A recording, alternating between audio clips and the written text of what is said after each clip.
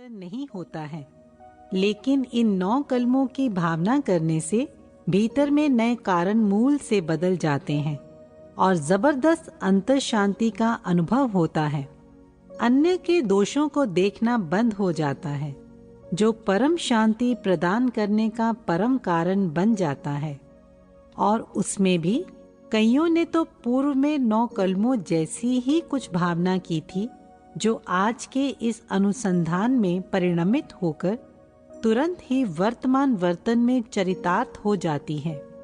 कोई भी सिद्धि प्राप्त करनी हो तो उसके लिए सिर्फ खुद के अंदर विद्यमान भगवान के पास शक्तियां बार बार मांगनी चाहिए, जो निश्चित रूप से फल देगी ही। दादाश्री अपने विषय में कहते हैं कि हमने इन 9 कलमों का आजीवन पालन किया है। यह तो पूंजी है, अर्थात यह हमारा रोजमर्रा का माल यानी अनुभव ज्ञान है, जो बाहर जाहिर किया है। मैंने अपने भीतर ये 9 कलमें जो 40-40 सालों से निरंतर चलती रही हैं, उन्हें आखिरकार लोक कल्याण हेतु जाहिर किया है। कई साधकों को ये मान्यता दृढ़ हो जाती है कि मैं इन 9 कलमों की सारी बातें जानता हूँ और मुझे ऐसा ही रहता है।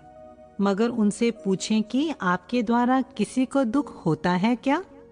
उनके घर के या नजदीकी रिश्तेदारों से पूछने पर वे हाँ कहते हैं।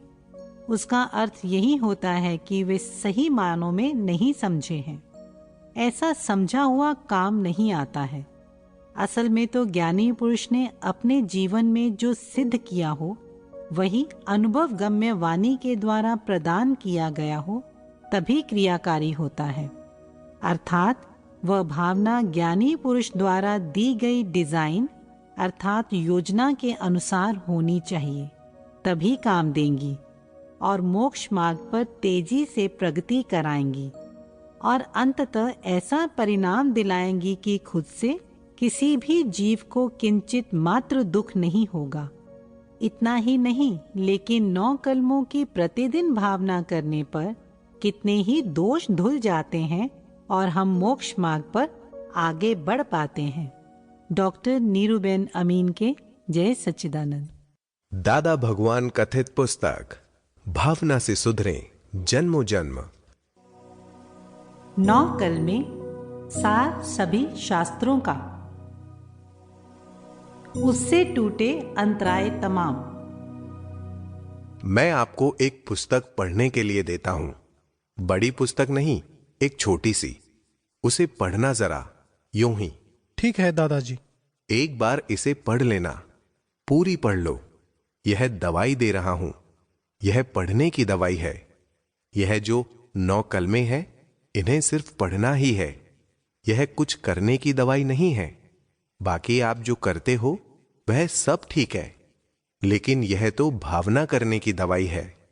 इसलिए यह जो दे रहे हैं उसे पढ़ते रहना। इससे तमाम प्रकार के अंतराय टूट जाएंगे। इसलिए पहले 1-2 मिनट के लिए ये 9 कलमे पढ़ लीजिए। हे दादा भगवान, मुझे किसी भी देहधारी जीवात्मा का किंचित मात्र भी अहम ना दुभे, ठेस ना पहुंचे, ना दुभाया जाए या दुभाने के प्रति अनुमोदना ना की जाए, ऐसी परम शक्ति दीजिए। मुझे किसी देहधारी जीवात्मा का किंचित मात्र भी अहम ना दुभे, ऐसी स्यादवाद वाणी, स्यादवाद वर्तन और स्यादवाद मनन करने की परम शक्ति दीजिए। हे दादा भगवान, मुझे किसी भी धर्म का किंचित मात्र भी प्रमाण ना दुभे, ना दुभाया जाए या दुभाने के प्रति अनुमोदना ना की जाए, ऐसी परम शक्ति दीजिए। मुझे किसी भी धर्म का किंचित मात्र भी प्रमाण ना दुभाया जाए, ऐसी स्यादवाद वाणी, स्यादवाद वर्तन और स्यादवाद मनन करने की परम शक्ति दीजिए। हे दादा भगवान, मुझे किसी भी देहधारी उपदेशक, साधु, साध्वी या आचार्य का अवर्णवाद, अपराध, अविनय ना करने की परम शक्ति दीजिए। हे दादा भगवान, मुझे किसी भी देहधारी जीवात्मा के प्रति किंचित मात्र भी अभाव, तिरस्कार कभी भी ना किया जाए, ना करवाया जाए या कर्ता के प्रति अनुमोदना ना की जाए, ऐसी परम शक्ति दीजिए। हे दादा भगवान, मुझे किसी भी देहधारी